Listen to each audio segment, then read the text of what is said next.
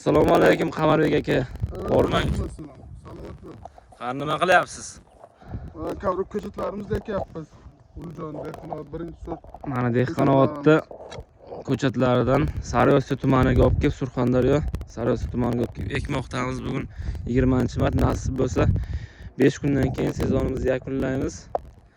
Yana oktyabrdan ishni boshlaymiz. Mana ko'chatlarimizni ko'rsating.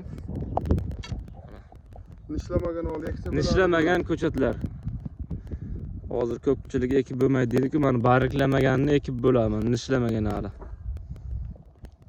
Bariklamaganini ekib bersa bo'ladi mana. Yerlarni ko'rishingiz mumkin. Qo'rmanglar. Ekib ko'rsatingchi bizlarni obunachilarimizga. Mana shu tartibda chiqib qolmaslik kerak-da.